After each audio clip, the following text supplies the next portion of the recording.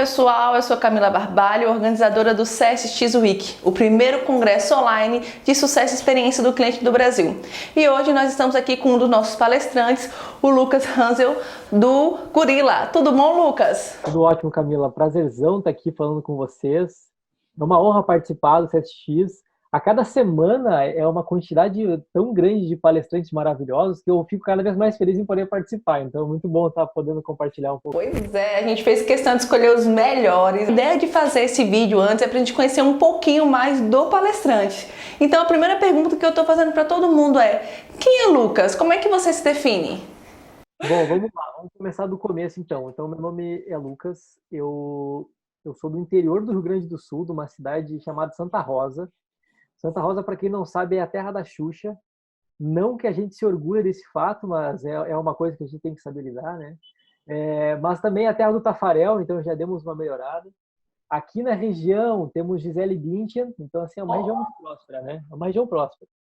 Então, eu sou designer de formação, então eu sempre gostei, eu sempre tive uma pegada muito criativa, assim, sempre fui muito comunicativo, tenho uma veia artística, assim, eu sou músico também, né? Toco violão, guitarra, tudo isso, já tive banda. Hoje em dia não consigo tocar mais, né? Toco mais em casa, assim, né? Mas que nem eu tinha banda antigamente, hoje em dia com a empresa e tudo mais, não tem como, não tem condições, né? Então eu tenho essa veia artística muito forte em mim, gosto muito de cozinhar também. Quem me acompanha no Instagram sabe que tem umas tentativas de delícia públicas lá. Então eu sou designer, tenho uma veia criativa muito grande e o design ele é um universo muito grande, é muito encantador, né? Eu acabei me especializando mais na área de UX mesmo, de experiência do usuário. E aí foi, na verdade, a partir daí que surgiu a minha jornada empreendedora, né? Eu comecei a empreender super novo, já com 19 anos, um tempo depois eu me formei no ensino médio. A minha família toda é empreendedora, então aqui em casa todo mundo é meio maluco, tá? Então eu tenho um irmão mais velho, então minha mãe tem uma empresa, meu pai tem outra, meu irmão tem uma outra também, né? Então assim, empreende, todo mundo meio maluco. Então a primeira empresa que eu abri com 19 anos era justamente uma software house. Então a gente desenvolvia sites, jogos e aplicativos sob demanda, né? Então, eu sempre atuei como comercial, relacionamento com o cliente, sempre fui o designer por trás da criação desses produtos. E foi através dessa empresa, de nosso cuidado com o cliente, que eu acabei descobrindo o CX. E o Gurila foi meio que uma spin-off desse outro negócio que eu tinha, porque a gente sempre quis, como a gente tinha o expertise em desenvolvimento de software, a gente estava um pouco cansado de fazer as coisas sob demanda. A gente queria fazer algo que tivesse uma característica mais escalável. E como eu tinha essa paixão pelo cliente, em medir e tudo mais, o Gurila foi uma das coisas que a gente decidiu começar a desenvolver. Foi então que em novembro de 2016, a gente já tinha uns 3, 4 anos de empresa na época, eu fui para o Vale do Silício. Fiquei 3 semanas lá. Por quê? Porque o meu irmão, ele tem um escritório de branding. Meu irmão também é designer. E ele tava em processo de internacionalização do negócio dele. Ele falou assim: Lucas, vem aqui para o Vale que eu estou aqui, que eu acho que vai te fazer bem.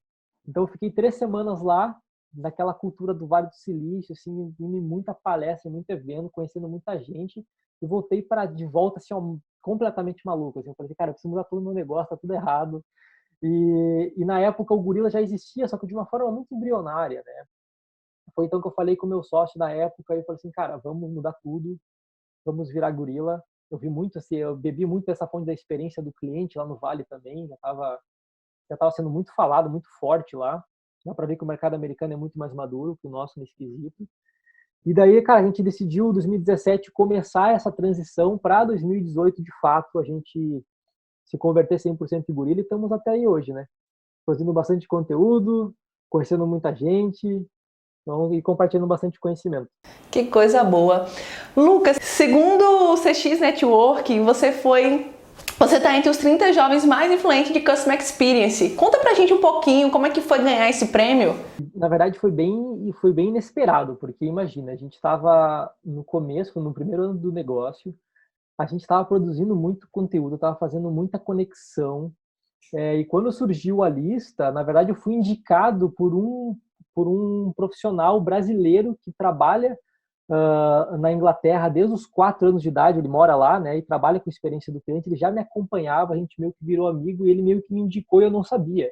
Então, quando veio a notícia, foi realmente muito surpreendente, assim, de ver que o trabalho que a gente estava fazendo estava sendo visto com muito bons olhos, né, e que veio numa ótima hora aquele tipo de reconhecimento, né, porque empreender é muito difícil, ainda mais empreender com a experiência do cliente, que é muito novo.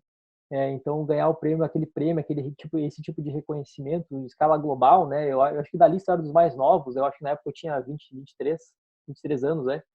Agora eu tô com 25. Deve ser muito gostoso, né? Então foi muito legal, assim, que na América Latina tinha eu e um argentino, né, morando aqui, e daí esse meu amigo da Inglaterra também entrou para a lista, só que, né, ele foi quase considerado um europeu e não um brasileiro mais, né? Muito legal, foi muito bom. E Lucas, o que que o cliente significa para você? Pô, que filosófica essa pergunta. Na verdade, tudo, né? Falando mais de gorila aqui internamente, ele é a razão pelo nosso negócio existir.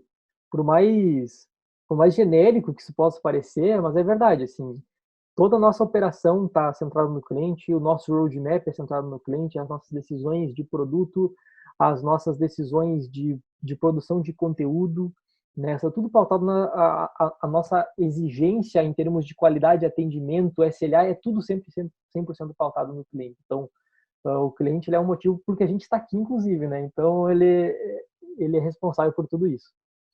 Que legal. Conta pra gente algum desses cases de sucesso que você teve ao longo desses anos com o Gorila. Tá, legal. Tem um case específico, eu só não vou poder falar o cliente, tá? Mas é uma store de e-commerce e a gente implementou o NPS com eles lá do zero, o programa do zero com eles. E foi no início a gente tinha o pessoal do time de experiência do cliente estava com muita dificuldade de implementar não implementar a métrica em si, mas fazer com que os setores da empresa conseguissem utilizar os feedbacks que a gente estava coletando nas pesquisas para dentro dos setores e começar a tomar decisões mais centradas no cliente. Então a gente galgou em cima disso e o legal é que assim eu sou bem chato no começo das implantações de NPS porque o processo do fechamento de loop do NPS ele é fundamental para fazer a métrica funcionar na maneira correta, né? E hoje muita pouca gente faz o processo de fechamento de loop da maneira correta. E esse cliente fez desde o começo. E depois de um ano e meio de programa, a gente conseguiu mensurar isso.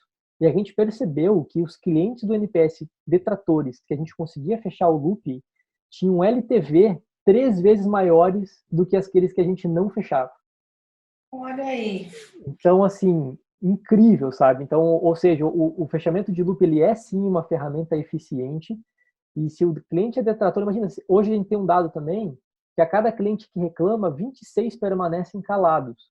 Então imagina, se a gente está com um volume de reclamação a respeito de algum assunto específico, se eu conseguir criar um plano de ação de resolução na causa raiz daquele problema, fazer que isso não aconteça mais, imagina quantos pontos de NPS ou quantos pontos de satisfação ou o quanto de melhora na experiência a gente pode ter daqueles clientes ainda que vão passar por essa experiência e que podem ter essa experiência salva, né?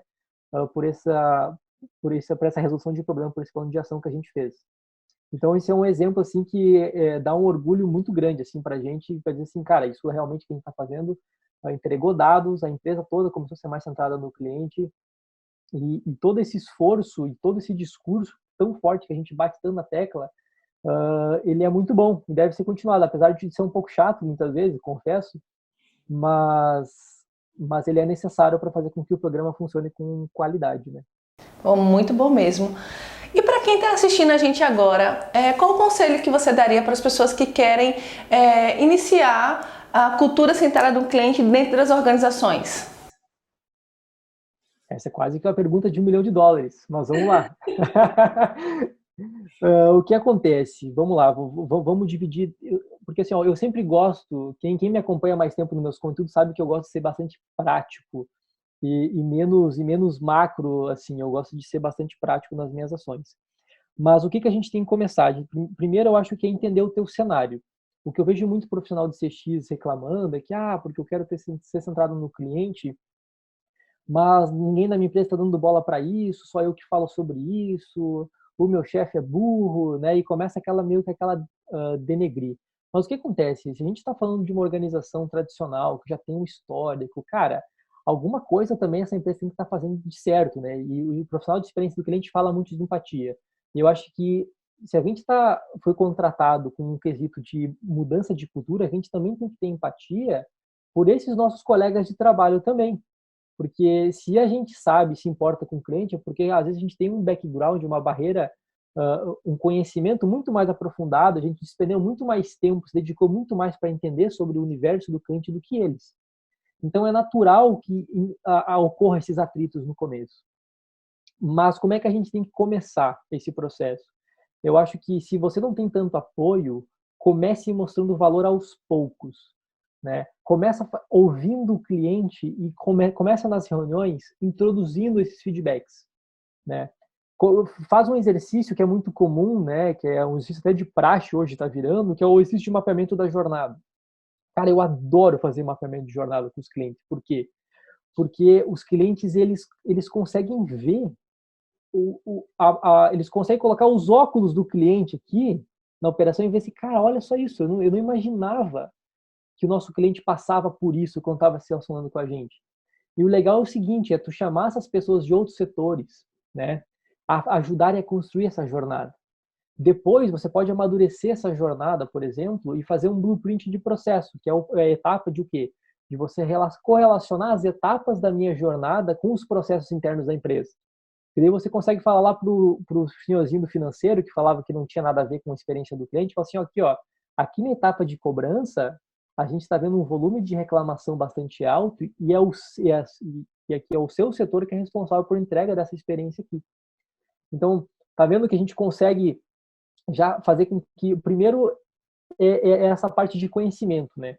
Ou seja, eu preciso dar ferramentas para a minha empresa também ter esse conhecimento que eu também tenho, para criar essa urgência.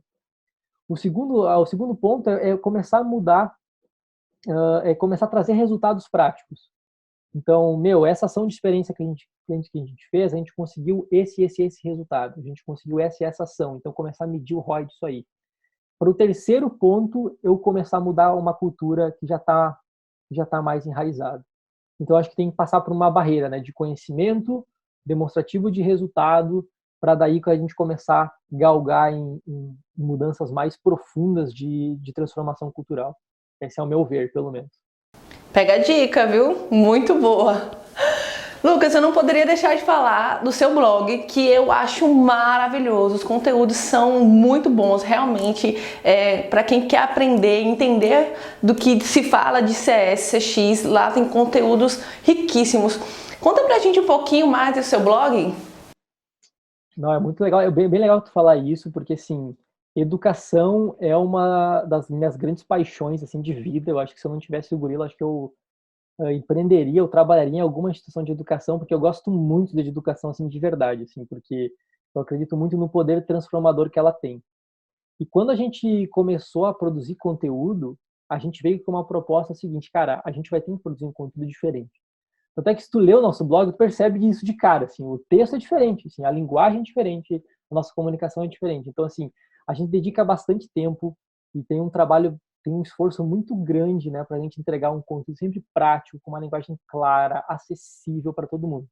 Então, obrigado por ter lembrado disso e convido a todo mundo a acessar, né, o blog.gorilaApp.com.br. Muito bom, lá tem todos os nossos blogs, materiais, tem o nosso podcast, que está um pouquinho paradinho, confesso, mas tem lá também, tem webinários gravados no YouTube, então tem muito conteúdo rico de verdade. Muito bom, eu realmente super recomendo, porque eu adoro o blog do Gorila, é muito, muito, muito bom.